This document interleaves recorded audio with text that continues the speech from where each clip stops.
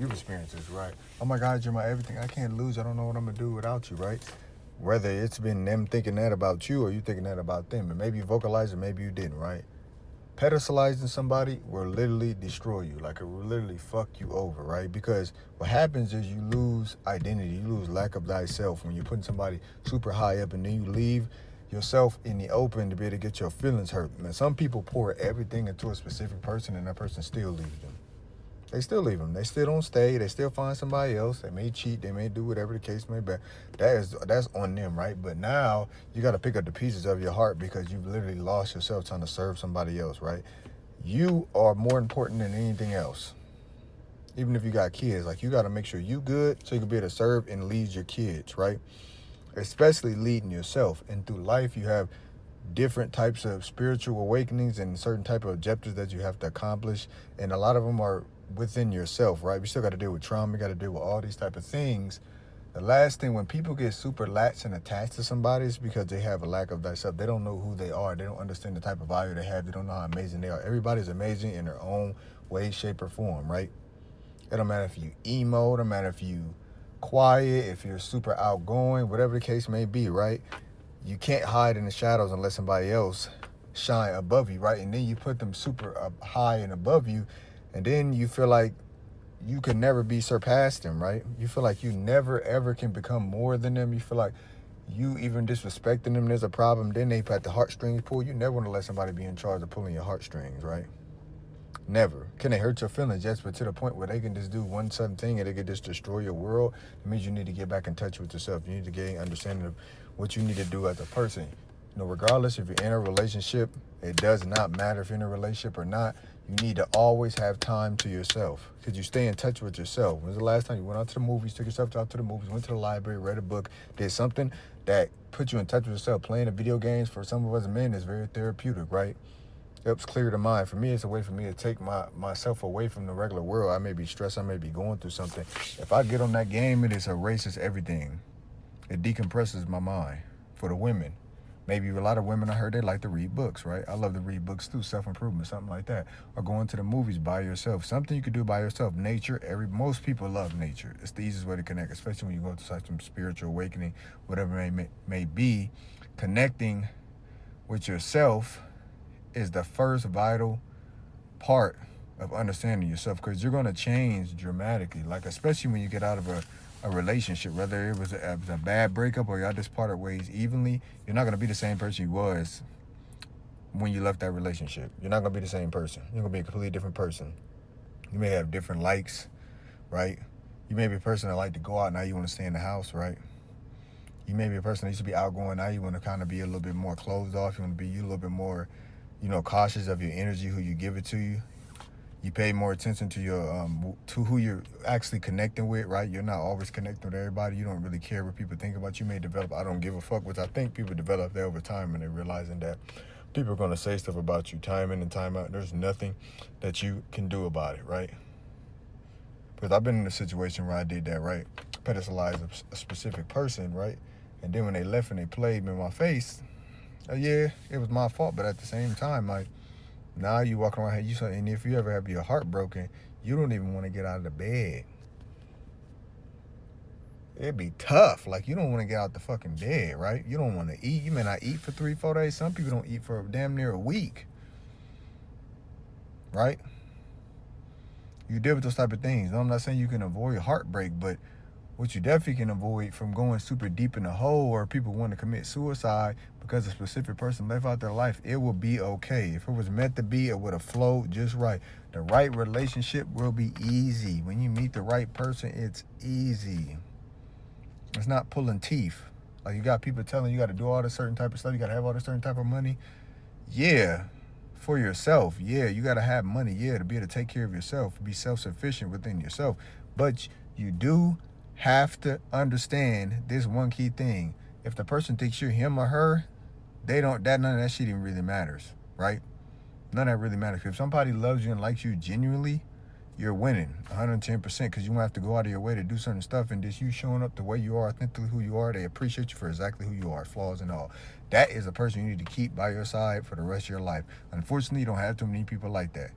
You just don't have too many people like that, right? You don't have a lot of people like that, and you have to learn to accept that, right? So, and the more you grow and become who you are, then you attract that person. Because when you go searching for something, you always find something that you ain't fucking looking for, right? Right? Everybody going to search for something that is not fucking looking for. Because you're being thirsty. When you obsess over something, you get the wrong fucking thing. When you sit there and you know that you're him or her, that person just attracts to you. You don't even have to try. And then it's like y'all found each other. And it's like, damn, I wasn't even looking for you because you was working on yourself. You working on yourself. When you work on yourself, everything comes together. Literally. Right? You taking risks, I mean getting out of your comfort zone, right? When's the last time you tried something that was literally uncomfortable for you? And a lot of times we don't realize the way the brain works. The brain is made to protect you. It doesn't like growth. So you have to force it on the brain.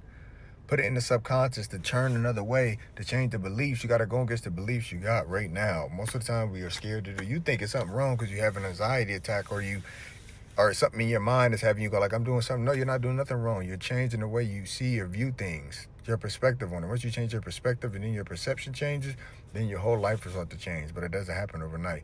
But if you sit and do the same shit, you have the same result, right? It's supposed to be uncomfortable. Maybe talk to 10 people, right? I used to be very introverted. I'm not introverted no more. I'm reserved, but I've been in sales. I love talking to people. I talk to people. Some days I have, some days I do. I'm more chill. But I had to get out there and get out of my shell, right?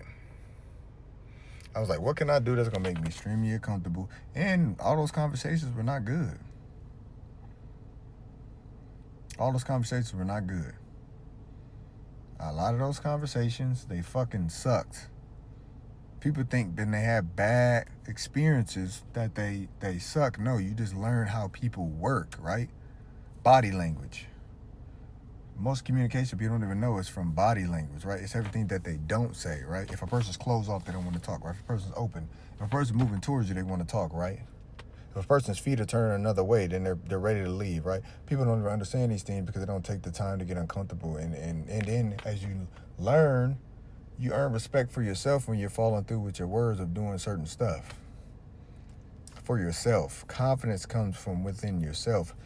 People, if you're looking for external validation, then you're going to have a rough life, right? Because the road of self-improvement is a lonely road. Most of the time you're doing that shit by yourself. You ain't got no damn body. Only thing you got is yourself. Lean on. When you go and you leave, it's only going to be you. So you got to lean on yourself and be patient. Give yourself grace, right? And when you're going after a goal, look at it like a kid going to the playground. Have fun with it. Don't forget to have fun. Don't be so fucking critical of yourself, and keep your options open to whatever the fuck could possibly happen in that scenario, right? Obviously, you may have a strategic way about going about it, right? And when you go about it, you set that goal, keep it nice and simple, but don't stress about it. Don't kill yourself, because guess what? Most people aren't going after their goals at all. You're not. Most people are not going after their fucking goals. Most people are doing the same shit they're doing the year before and the year after that. Then we'll probably make a New Year's resolution. Then you'll fall back. You won't live up to it. You may do it too much. Some people don't make it out the first month. They don't make it out the first month. But then they're mad that they didn't get no results, right? Same thing in the gym. Everybody in the gym the first 3 months. The next 3 months to the summertime, ain't nobody in the fucking gym. It's like eating clean. Don't nobody want to eat clean. But you want a nice body, when most of the 70% of everything is all on what you put in your body. 70% of everything is what you put in your body. You can work out the hardest, have the best workout regimen ever, but you don't keep it clean, you ain't gonna have a nice body. You ain't drinking enough water. Some people don't even drink water, right? I've had my moments that don't drink water. The more you drink water, the more fluid, the more you'll look better overall. Protein synthesis, everything digests better, everything when you're drinking water. Not pop, not all this stuff. And then some of us, we don't have a super, as you're getting older, your body's not going to be able to snap back like it was when you was young. If you keep wasting and procrastinating, waste your time, take little small steps. Day by day, take little small steps. Right? It's a journey, not a marathon. Take a step each and every day. And I promise you, it will work out for you. That's all it takes, is a brick a day, right? And if you change what you want to do one day, switch it up just a little bit. Don't veer too way off to the side and then you lose yourself. Don't do that. You got to stay consistent. We have to stay consistent.